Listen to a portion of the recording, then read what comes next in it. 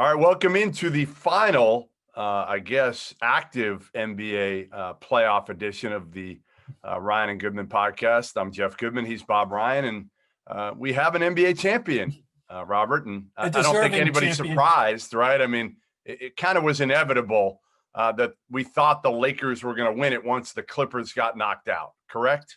Yes, the Lakers, they definitely were the most deserving team.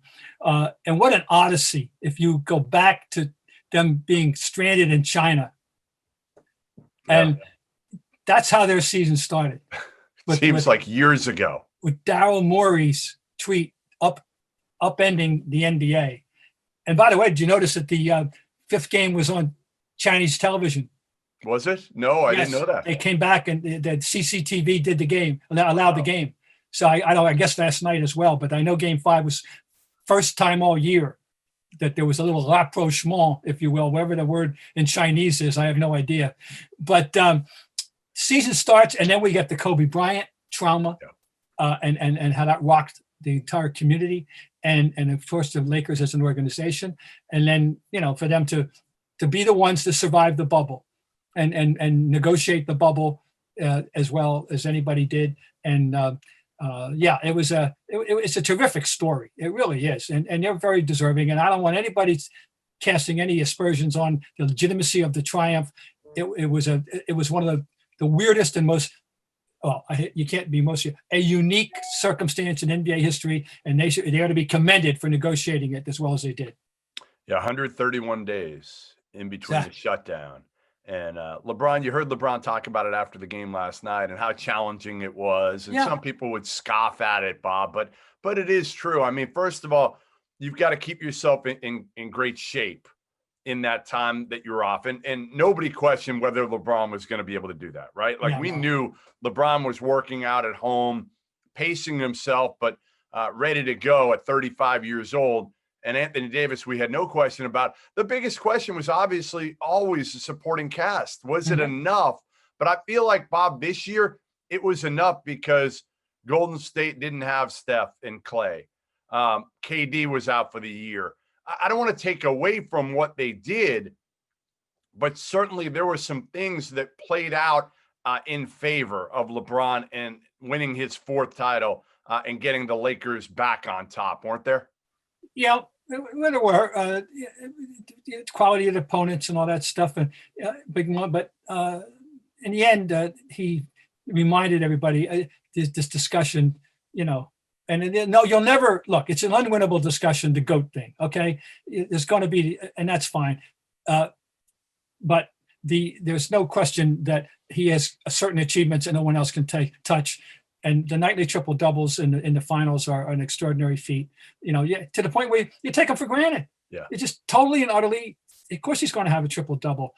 I thought, and Davis lived up to, in the end, there were some moments of doubt. Remember the little rebound drought that he went through. Yeah. A couple of games where he doesn't get a rebound till the third quarter. What is that all about? You say to yourself, that was part of his storyline, and there were demands for him to assert himself, and he did. And of course, he had the great shot against Denver, which turned that series around. And I mean, he was everything he's supposed to be. If you didn't understand what makes Anthony Davis at both ends of the floor, you saw it in this series, right? You saw it in this series defensively. There were times it seemed like he was guarding three guys. I mean, he would be on his guy, and he would cover up for somebody else. He'd make a play, get back. He was all over the place. He was tremendous. The one great X factor, though, that nobody projected, nobody had into the equation when we started bubble basketball, and even when we started the playoffs, when he was injured and wasn't even in a uniform, and without which they might not be sitting here as happily as they are this morning, is Rajon Rondo. That's the great X factor of the playoffs, was the contribution that he was able to make. Amazing to me. I've not been a Rondo fan for the majority of his career, to be honest. I don't know what it was. Maybe it was that every head coach couldn't stand him. He was around, three Hall of Famers in Boston that I felt like, fit perfectly with his game. He doesn't defend like he used to. He had been kind of a locker room pain in the ass. But I've got a lot of respect for Rondo and how he's been the last few years. And certainly in this series, in the playoffs. He was huge. When they needed, we always talked about how they needed a third guy, right? And they didn't have a consistent. People thought it was going to be Kyle Kuzma. It was not. I mean, Kyle Kuzma, not even close to being a third guy. Like you said, it kind of rotated, but the guys that I thought stepped up when necessary were Rondo and Kentavious Caldwell-Pope. Those were the two that I thought really brought it. I think this is going to be a big career booster for him too. He hope he doesn't get any delusions of grandeur. Stay where you are, young man, at least until who retires. Don't get wooed away by some delusionary contract. I don't know. You're in a good place. Years. Right. This will add years to your career. You're in a real good place, young man. You stay there, right? Absolutely, positively. No, it was a rotating thing.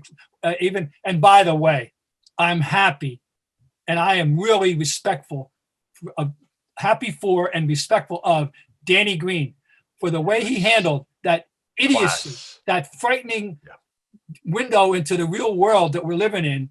Look at the governor of Michigan. And I'm saying the way he handled that ridiculous idea of a death threat for his fiance and himself with class, and they win, and he doesn't have to worry about it now. He doesn't have to worry about it. I'm glad. I mean, that would have been really a terrible thing if they had ever lost the series. So live with that, the nonsensical thing. I don't know if you saw my tweet last night at the end of the game, but Kevin O'Connor writes for The Ringer from Boston here, does a great job. Tweeted out, he said, a poll, who should be the MVP of the finals, LeBron or Anthony Davis? And LeBron won it. He swept it. But my pick was Rich Paul. Oh, yeah, right. I did see that. I mean, listen, without Rich Paul, right, LeBron doesn't have a running mate, right? I mean, that was the big trade. June 17, 2019, Rich Paul really makes the trade that changed the entire equation right here, because at that point, before that, Anthony Davis was going to ride it out with New Orleans. Remember, they had a year and a half ago, they had won a playoff series. Everybody was excited about New Orleans. Then they start struggling again. And he basically, Rich Paul, signs AD and convinces him, hey, listen, I can get you to L.A. I can certainly get you out of New Orleans, and we'll get you somewhere you can win. But I'm going to get you with my boy, LeBron, and we're really going to get things done. And the trade was, listen, Lonzo Ball, Brandon Ingram, Josh Hart, a few number 1 picks, including the number 4 pick a year ago. It looked like a good amount, but ultimately, and there were more. It was a 2024 first round swap in 2023. None of it matters, because now the Lakers, they are not going to have to rely on draft picks while they have LeBron James and Anthony Davis, because somebody else is going to want to come, period. Veterans are going to want to come to finish out their career and win a title, as long as LeBron is LeBron and Anthony Davis is there. So draft picks, meaningless for a team like that. Which, by the way, one of those veterans, my least favorite player, but he's got a ring now. Amazing. And I was happy, though, he had nothing to do with the game last night. When they got their lead, he hadn't played a second. And so that made me feel good. I tweeted that out to my daughter. He hasn't played 1 second. Yeah. I'm so happy. But he won a damn title. Bobby, I know. I feel vindictive. I gotta stop this. I gotta get over this. You really? I know, we gotta get you and Dwight in a room together and make peace. Maybe.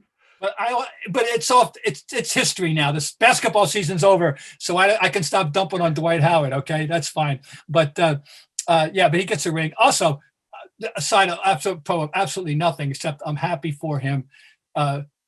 Jared Dudley he's had a 13-year career. We'll get him on the pod now. Jared's been ducking us a little bit. I didn't try too hard because he's been in the bubble, focused on, I don't know. It's one of my all-time, really my second favorite all-time BC player after Terry Driscoll. I'm sorry. And I have to go with not classmate, but missed him by 1 year.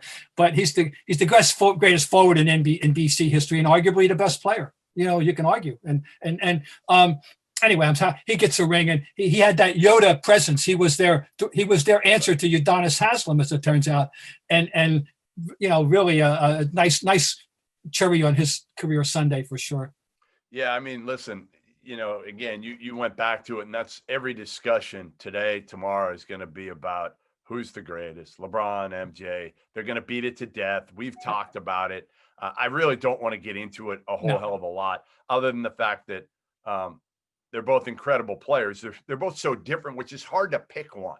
Is that their games are so different, yet again, we lived through both of them, both of their primes, and they were both so special. I mean, listen, I've seen LeBron since he was like 14 years old. I've now seen him for 20 years, from high school to obviously the early years in the NBA to now. The one thing that I'll say about LeBron, and there have been blips throughout his career, but almost every time I have watched LeBron James, he has shown up. He has come to play. He has made an impact on the game, an imprint on the game, whether it's scoring, obviously making people better, rebounding, leadership. I mean, listen, who could take J.R. Smith, Dion Waiters, all these guys that we thought when they signed them, oh no, they're going to be relying on these dudes and they're going to screw it up because they're going to want to play more. They're knuckleheads. Even Rondo to some extent. But LeBron has a way. He has a way of leading, and some people will question his leadership style. But ultimately, he has a way of leading and finding a way to get everybody on the same page. He did have the two lulls. 2010, yep. I was there, Jeff, and it is true. If you didn't quit, he certainly didn't put himself out. He gave up. I really do think so. And then in 11, he still hadn't come to that realization. I got to do it. I got to take over. I got to be the man. Stop being this deferential, guy. And that was a turning point in his career, in my opinion. I think you're right. Is losing to the Mavericks. We'll never know, if they hadn't done that and be criticized for it and how he responded, and he turned his career around into what we've seen now. But, Michael never had that. Michael's got in fact, Michael's first, he was a killer. He was a killer. He first got everybody's attention, with that 63-point game against the Celtics in a losing effort. He was the noble winner. People still to this day assume they won that game. They didn't win the game. Right. But that's the day that he became Michael Jordan in the NBA, was that day, and a loss. He never, and then from that point on, it was just, all right. So so LeBron's quote, I've still got a lot of years left. He turns 36. Sounds like Tom Brady. Well, I was going to say, listen, he turns 36 in December, Bob. Tom Brady's what is he, 42? Well, I mean, in a parallel, he's 43. Brady's playing at 43. All right, 43. Could you see LeBron playing at even 90% of what he is right now at 40 years old? Well, I'll tell you what, Vince Carter lasted into his 40s. Now, he's not LeBron James, and he was still a viable NBA player. And in fact, his career ended due to the bubble, but basketball abruptly ended his career, without, but anyway, usually the guys who do last that long are the big guys, the Robert Parishes, the Kevin Willises. They don't have to run the whole floor all the time. Their games are, spurts of energy, not, and there's never been anything like LeBron to go that long. I mean, Vince, who else is 40 that it wasn't a big man that played in the game? I can't think of anybody. Yeah, Sue Bird. Sue Bird. That's about it. Yeah. God love her. She'll be 40. What's today? The 11th? No, today's the 12th. She was 40 yesterday. Was she? Yeah. How do you know her birthday? On the 11th. So that's scary. That you know Sue Bird's to answer birthday. Your question, pardon me. That's scary that you know Sue Bird's birthday. Well, she fascinated me during that finals. She really, when she got that 16 assist game, I got back on the Sue Bird bandwagon, But I've always been on it. I've always liked her since her UConn days. Anyway, answer your question is we haven't seen anything like this at 40. I don't know how viable. Havlicek was 38 and he went out averaging 16 a game on a bad team and missed Larry Bird by 1 year and said that if he had ever known what that would have meant, you know what John Havlicek used to do? This is a fact. He would go practice on his birthday, which is April 8th, into his mid-40s, and he'd go practice with the team on his birthday, and they couldn't believe how good he was. I didn't know that. He didn't quit because he couldn't play. He quit because he had enough, and it wasn't looking good at the moment, and he didn't know they were going to have Larry Bird, or else he would have stuck around. And so that'll be it for LeBron. Will be Jeff. Right. He'll be in uncharted waters. Yeah. When he's already there at this level, but when he gets to 37 to 38, if he's still 90% of this, utterly uncharted waters for all of us to watch a basketball player do what he can do if he can do that at that age. Listen, as long as he's got Anthony Davis with him, and most of this team will be back. Most of the core, I guess, if you can call them core, right? I mean, Pope's back. A lot of the key guys, if you want to call them that, are back, but they're all replaceable. Let's face it. All you could start over as long as you go LeBron and AD, and you have to fill in 3 through 8. He won't be going anywhere. At least he won't be told. Alex Caruso. And there's a guy that's found a blissful home, huh? Yeah, no doubt. He's a contributor. I mean, he matters. And of course, you remember, I go back to that Wall Street Journal story of a month ago, 5 weeks ago, in which these metrics claim that he's the most useful teammate LeBron had ever had, period, to help him with there's some, there's some complicated metrics. Yeah. They have to be really complicated to come to that conclusion naturally. But I'm just saying, Alex Caruso's got a nice little home there. If they don't, and I don't think there's any reason why they'd want to kick him out. So listen, this team will go into next year as the favorite. LeBron will go in with a chance to win number 5 next season, and it's going to be interesting to see kind of what happens with the Clippers. They still don't have a coach. Can they kind of get on the same page next season? And what does next season look like, Pop? I mean, that's the other part right now. We have no idea. We have focused on the moment, which has been important, right? Amazing job. And I tweeted it to Adam Silver in the NBA to pull this thing off the way they did. Yep. But now they got to figure out next season. And do you try to do some sort of bubble? I don't think they will. I think they'll try to do it arenas like we've seen now. And they're going to push it back till probably February. I don't even want to think about another year of for anybody of no fans, that if it's going to be limited, it's got to be some, I just didn't even want to think about that. So I don't know that at all. By the way, among the other fallouts for me about watching how this evolved for them to be champions, yet another example of how basketball has evolved in the positionless basketball era.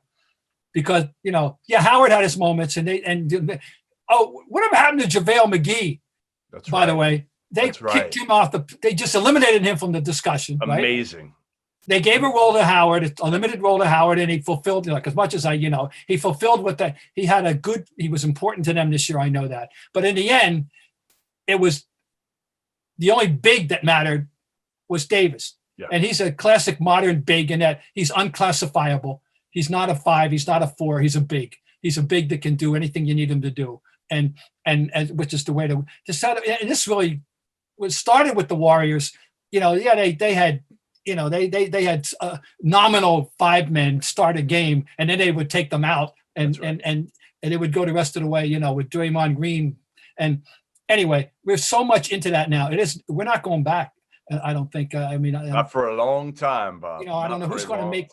So because young kids are not. They're all being coached to be this kind of big 7-footers. Are being coached to be this way. I mean, look at Jahlil Okafor, right? Drafted.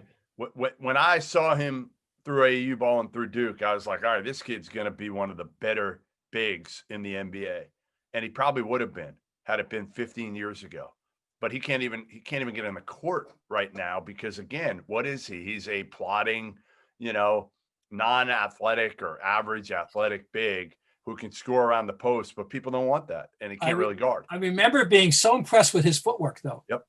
I was really impressed. I was definitely a believer that he was going to be a big factor, and So no. So what are you going to do now? What do you got? You got 45 days between now and college basketball starting up. Now the good thing is, Bob, we can really get you locked into college hoops this year. Well, really locked in, right? There's no competition. Oh, when it starts, absolutely, and that's fine with me. That's my breeding ground. That's my 2 foundation sports growing up with college basketball and Major League Baseball as a direct result of my father's involvement in both. My father was involved in baseball, in sports and baseball, and we had connections with both the Giants and Phillies through the minor leagues of the Giants affiliation, and him working in Philadelphia and knowing Philadelphia. Anyway, and then I was going to the Big Five games before there were Big Five games. I was going to the Palestra when I was 6 years old, and so yeah, that's still my heart. It's still college basketball. You look up on this bookcase, and up in the upper right hand corner, you'll find every issue of Blue Ribbon magazine since they came into being in 1981. So I'm looking forward to getting back into college, college basketball. So I gave you some homework last week. I did. Of come up with the arena. You've been to over 201 venues, which includes professional arenas where I've seen college games.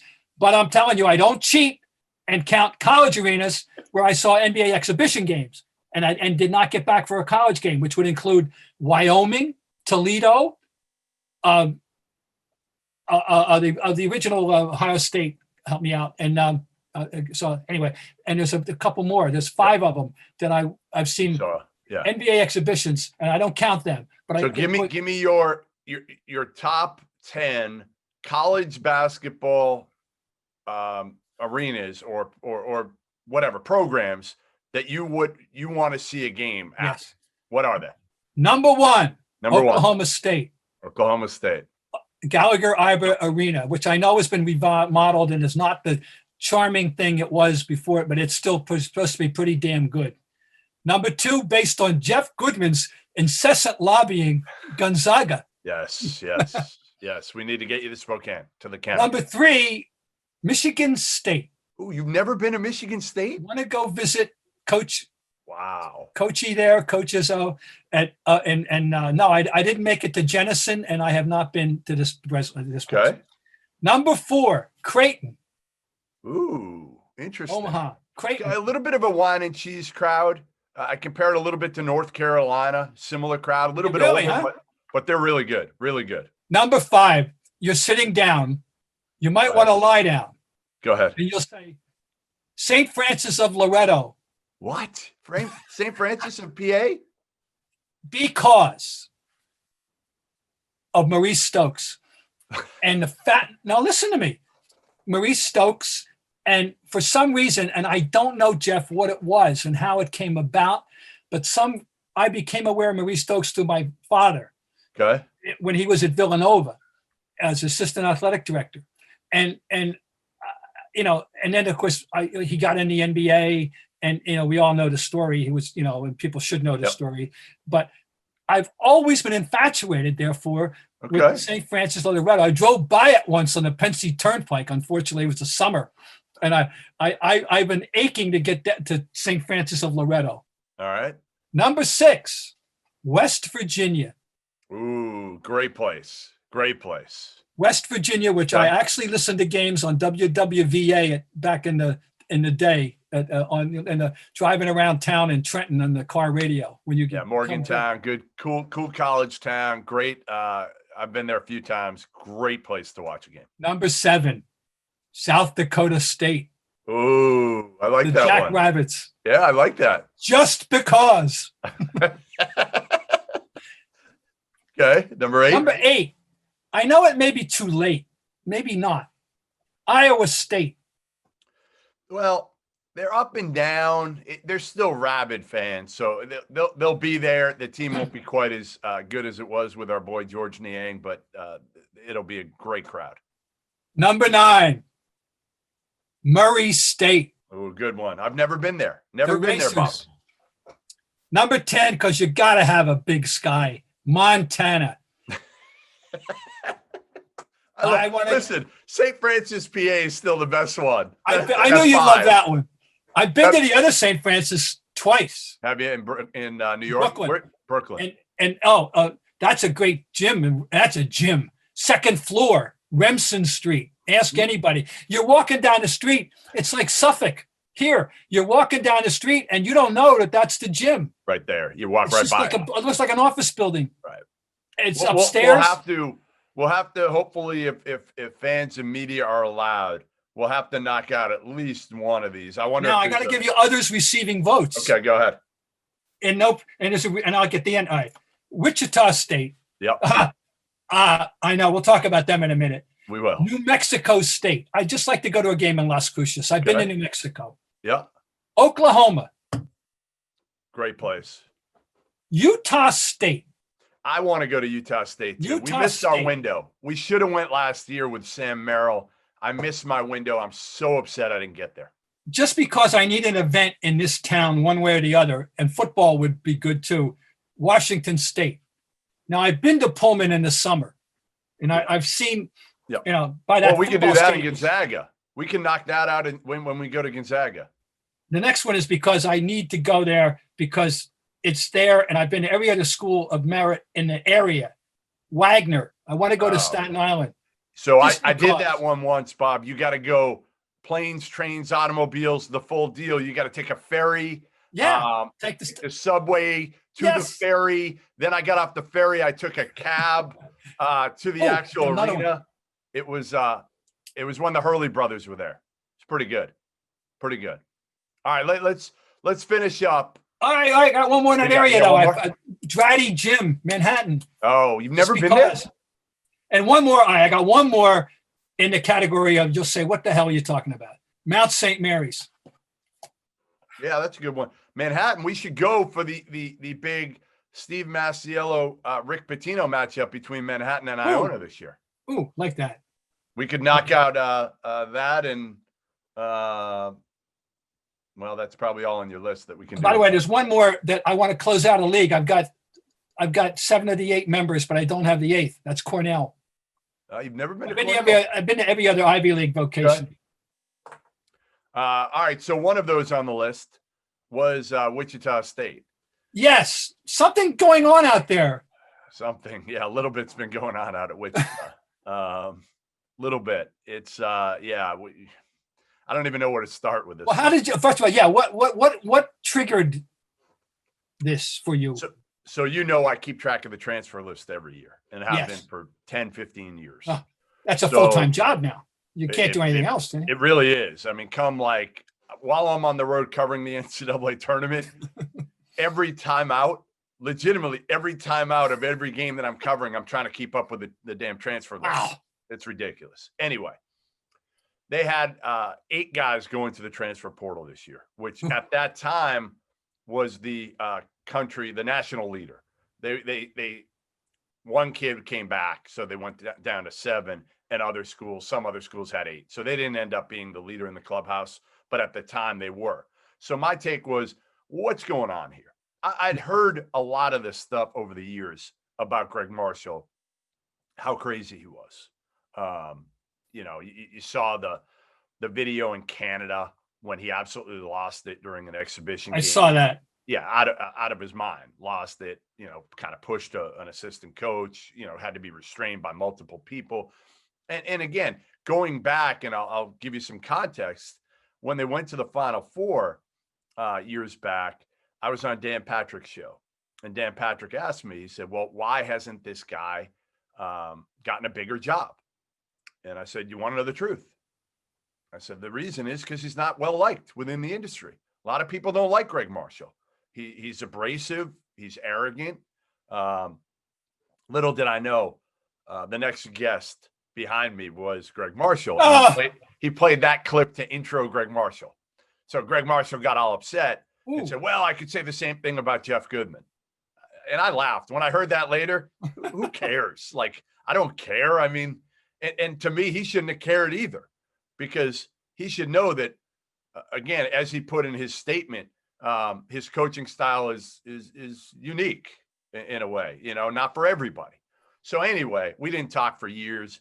Then Matt Norlander of CBS kind of brokered where we were okay the last probably 3-4 years. I spent probably a half an hour with him at the Peach Jam a year ago this past July. He and Gary Parrish and myself broke bread over peaches, and we talked. We told plenty of stories. So it's not like I'm, you know how it is. Anytime you write something, people think you're biased if you went after them. If you write some story that's negative about them, you're biased. I'm not biased at all. I did the homework. I talked to all these players off the record that had put themselves in the transfer portal. Got plenty of stories from that. One of the stories I ended up getting from that was, well, did you hear about years ago that Shaq Morris got punched by Gregg Marshall? I said, whoa, seriously? Yeah, we've heard this. Now, they weren't there for it because this was kids who had just transferred. So I started, one thing led to another. I started talking to more and more players. It got to where I talked to about 37 now, I believe, overall, former, current players and coaches at Wichita. So I did my homework here. I didn't rush it. And Bob, the hard part was I couldn't get anybody on the record for the longest time, 4 months. Finally got Shaq Morris off the record about a month and a half ago. We talked, and he said, I said, will you go on the record? Not yet. But he led me to believe he would at some point. So I said, you know what? I'm just going to wait it out because, these stories, if they're completely sourced, it's a whole lot easier to poke a hole in it, right? But if you get somebody coming forward and saying, Gregg Marshall punched me, and he went on the record, and then I had another player, another teammate, Ty Taylor, go on the record and say, yes, I'm confirming on the record, I saw the punch.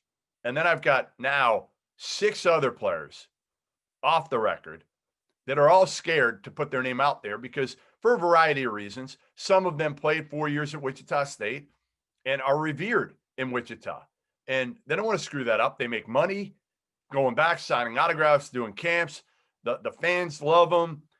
So a lot of these kids don't want to go on the record right now because frankly, it doesn't really benefit them. Yeah. And I get it, like we all want them to be true to themselves and say what happened. But ultimately they're scared of the consequences and scared if Gregg Marshall doesn't lose his job, what the retribution is going to be. So wrote the story, talked to Shaq Morris Wednesday night. Funny story, Bob. So in Massachusetts, you need 2-party consent to record. Okay. In Maine, you only need 1-party consent. Okay. I didn't know if Shaq was going to consent or not. As it turns out, he did. I drove from here over the border from Newburyport, Mass at night at about 10 o'clock at night to the outlets in Maine, Kittery. Yeah. It's only about 40 minutes, 35 minutes. Yeah, right. I know not where that it is. bad. Sat in the motel, in some motel there in the parking lot, did the call. And the funniest part, at the end, I just finished up with Shaq, and I was making a call to somebody else, and a cop comes over. And he's like, sir, what do you, the hotel complained, you've been here for a while. They didn't know what you were doing here. I said, no, I'm just making a few calls. I'll be on my way in a minute. But I talked to him for about an hour. And then Thursday, wrote the story in the morning. Already had the story written. I had it written 6 weeks earlier. I just had to add in all the Shaq Morris quotes, everything like that. And then it's a process to, legally, obviously, lawyers want to look at it. They want to make sure it's buttoned up. So it took a while, and The Athletic actually put something out prior to my story. They put something out about 9:30 that night with a few of those stories, but all off the record stuff. So now where we stand is there's been an investigation. A lot of these kids either weren't contacted by the investigators that I've talked to, or were contacted, but they were fearful that this was a Gregg Marshall kind of led investigation, not a neutral, not an objective investigation. So a lot of them didn't end up talking to the law firm that was doing the investigation. Shaq Morris told me he is going to speak to them tomorrow on Tuesday. So I think that could change things. But for now, Gregg Marshall still coaching practice, coaching workouts, haven't suspended him indefinitely, which to me blows me away how they can do that. I saw the lengthy statement in which there's no denying the punch. Right. That's right. No denial. Right. Not even a non-denial denial. There was I could see. It's amazing to me. It's amazing that a coach could do this. Think about what their nickname is. Yeah, shocker. The F. Have you heard of? I'm sure years ago, it probably wasn't that uncommon. But have you heard of, in college basketball, a coach punching a player? Now we've heard punching. No, choking. You've heard of them like grabbing them. Yeah, we've had lots of grabs and right. Bobby Knight, and yes. and not physicality, but a punch. I actually heard of it in football.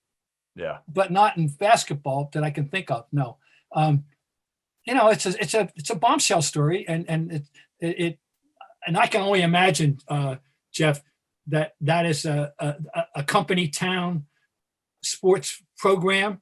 It's the most important thing going on in Wichita athletically, right?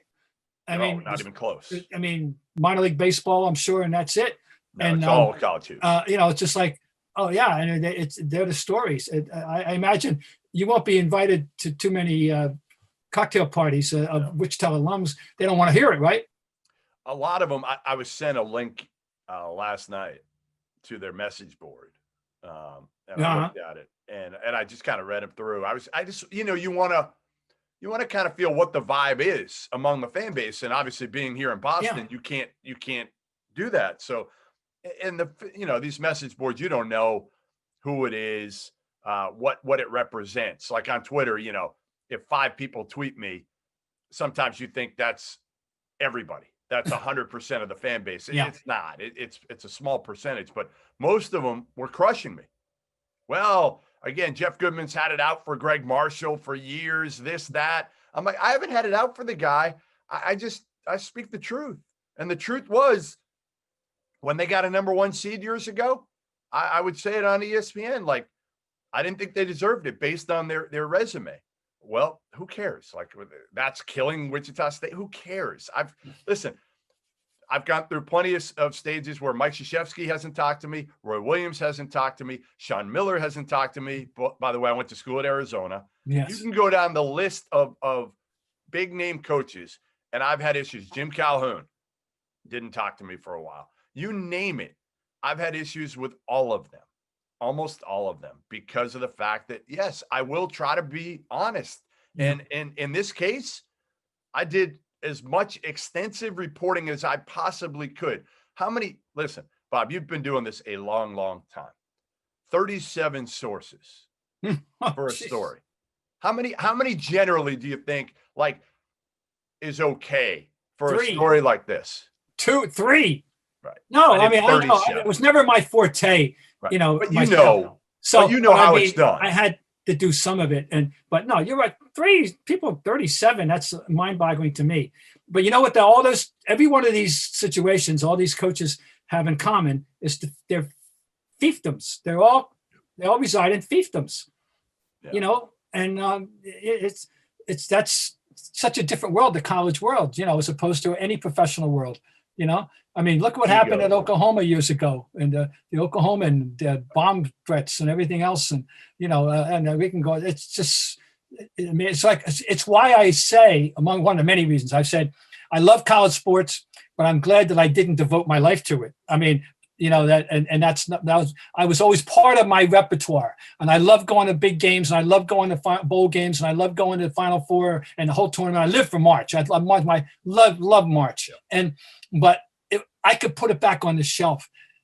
But all these guys that I would meet that do it for a living and have to go through stuff, it's different, Yeah, I mean, again, this wasn't a fun one. This was not a fun one. People think this was like fun for me to do. It's never fun when you've got a guy punching a player, choking an assistant coach. And the worst of the stories was, and I did not mention this player by name, but he body shamed a player, picked up his shirt, grabbed his stomach, called over the whole team, called over the strength coach, called this kid fat, ugly, made fun of him. And this player never really played again. And I talked to his dad, and he said, listen, he has spent the last 3 years down in the basement of our house, and he doesn't go out with friends. He doesn't talk to us.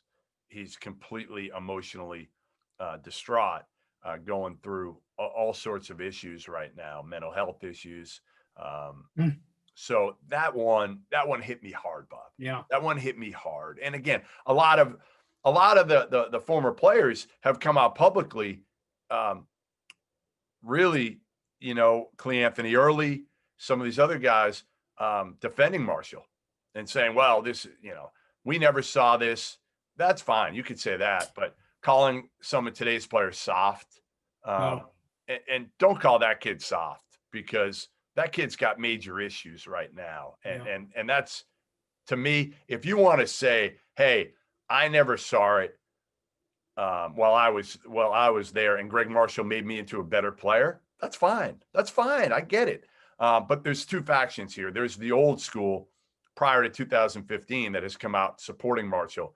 And then there's the new school, which really hasn't, other than Shaq Morris and Ty Taylor, a lot of these kids have not spoken up yet. So it's going to be interesting to see if they do. Well, good work. And, it's it's an interesting program. And, I just want, like, whatever comes out. I heard it. Listen, the only thing I can say, these people that are like, well, we got to wait and see what the investigation shows. I get that, and I totally agree with it. But the only thing I'll say to that is I heard it from 8 different people. 8 different people told me basically the same account of how Gregg Marshall punched Shaq Morris. I've heard it from 8 different people. Well, I think you can take it to the bank. I know I can. I get how other people can't, because they didn't hear it like I did from 8 different people. Anyway. All right. Well, listen, NBA season in the books. We'll have plenty to talk about, though, over the next few weeks. So stick with us. We've got the NBA draft coming up on November 18th, college basketball on November 25th. We'll have free agency. We'll try to land Jared Dudley if he's not too busy partying. He may never leave the bubble. Jared may just stay there. So, but we'll try to get Jared Dudley. Maybe we can get Duncan Robinson on for a return appearance. And Bob, we'll talk next week. All right.